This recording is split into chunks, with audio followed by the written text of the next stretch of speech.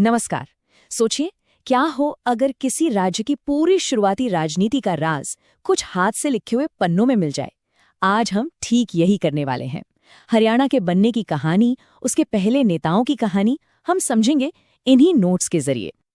तो ये रही वो नोटबुक, यही हमारी गाइड होगी। चलिए पन्ना दर पन्ना इसे खोलते हैं और देखते हैं लाइन दर लाइन कि हरियाणा की नींव के बारे में आखिर ये बताते क्या हैं।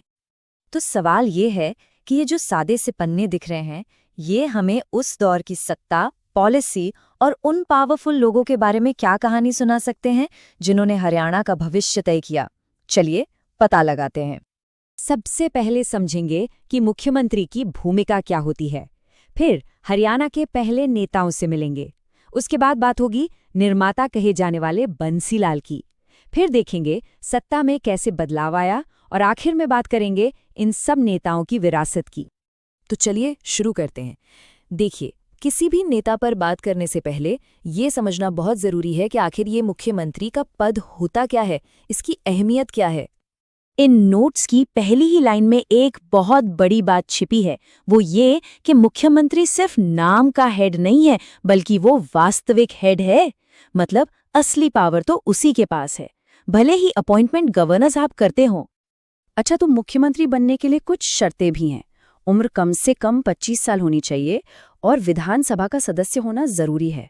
पर सबसे दिलचस्प बात यह है कि उनका काम सिर्फ सरकार चलाने तक ही सीमित नहीं है। इन नोट से पता चलता है कि वो Haryana Saraswati heritage development board जैसे कल्चरल और डेवलपमेंट बॉडीज के भी चेयरमैन होते हैं। ठीक है, तो अब हम भूमिका समझ गए हैं। अब वक्त है उन लोगों से मिलने का जिन्होंने सबसे पहले इस कुर्सी को संभाला और हरियाणा की पॉलिटिक्स की दिशा ही तय कर दी। तो सबसे पहला नाम जो सामने आता है वो है पंडित भगवत दयाल शर्मा का।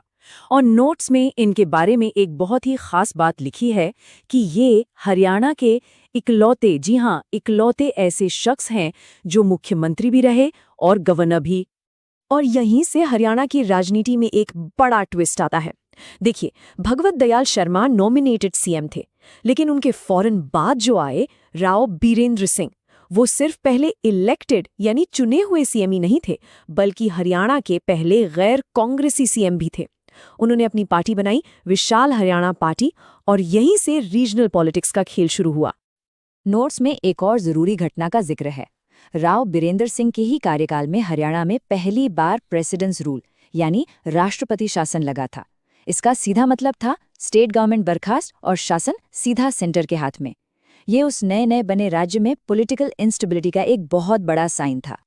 चलिए अब बात करते हैं एक ऐसे लीडर की जिन्हें अक्सर निर्माता या आर्किटेक्ट कहा जाता है। एक ऐसा नाम जिनका असर बहुत गहरा और बहुत लंबा रहा, चौधरी बंसीलाल। ये नंबर देखिए, 4। नोट्स बताते हैं कि बंसीलाल एक या दो बार नहीं, पूरे 4 बार हरियाणा के सीएम बने।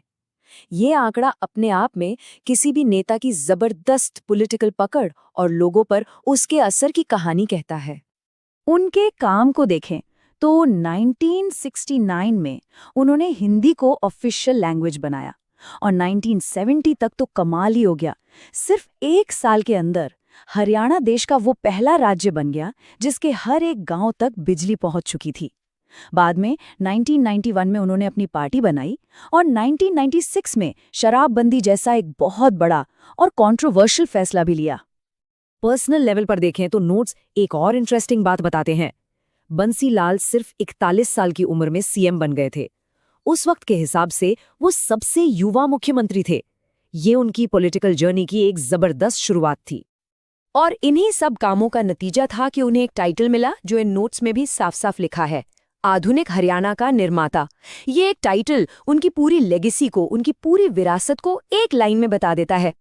बंसीलाल के बाद हरियाणा की पॉलिटिक्स एक बार फिर करवट लेती है। तो चलिए अब उन नेताओं पर नजर डालते हैं जो उनके बाद पावर में आए। अब एक ऐसे नेता का जिक्र आता है जिनका रिकॉर्ड तोड़ना लगभग नामुमकिन है। नोट्स के मुताबिक बनारसी दास गुप्ता, ये वो इकलौते शख्स थे जिन्होंने हरियाणा में 3 सबसे बड़े पद संभाले, सीएम, डिप्टी सीएम और स्पीकर। ये दिखाता है कि उनकी पॉलिटिकल प्रोफाइल कितनी वर्सेटाइल थी। इनके बाद एंट्री होती है चौधरी देवीलाल की। लोग उन्हें प्यार से ताऊ बुलाते थे, मतलब बड़े चाचा। उनका स्टाइल एकदम जमीनी था। 1987 में ओल्ड एज पेंशन स्कीम शुरू की। 1988 में किसानों के सारे कर्जे माफ कर दिए। यही वो फैसले थे जिन्होंने उन्हें जननायक यानी लोगों का नेता बना दिया। और उनका कद इतना बड़ा हो गया कि वो 2-2 बार देश के डिप्टी प्राइम मिनिस्टर भी बने।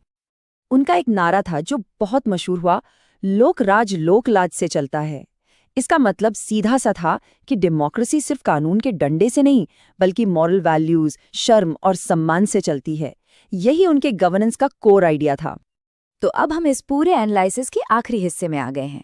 चलिए इस कहानी को खत्म करते हैं और समझते हैं कि इन सभी नेताओं ने मिलकर आखिर क्या विरासत छोड़ी है।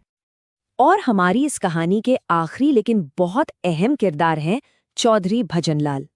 नोट्स बताते हैं कि उनकी पॉलिटिकल समझ इतनी गजब की थी कि उन्हें राजनीति का चाणक्य कहा जाने लगा।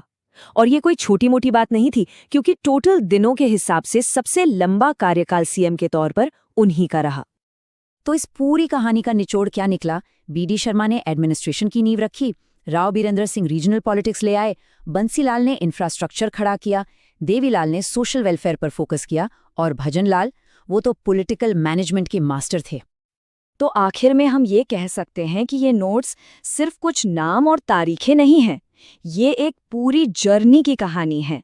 ये कहानी है कि कैसे हरियाणा का शासन एक नॉमिनेटेड एडमिनिस्ट्रेटर से शुरू हुआ, फिर एक आर्किटेक्ट के पास गया, फिर एक जननायक के पास और आखिर में एक माहिर रणनीतिकार के हाथों तक पहुंचा। और ये पूरी कहानी हमें एक आखिरी सवाल के साथ छोड़ जाती है। अगर ये पन्ने हरियाणा के पॉलिटिकल पास्ट का ड्राफ्ट थे, तो आज के हमारे नेताओं के बारे में जो पन्ने लिखे जा रहे हैं, वो आने वाले कल में क्या कहानी बयां करेंगे?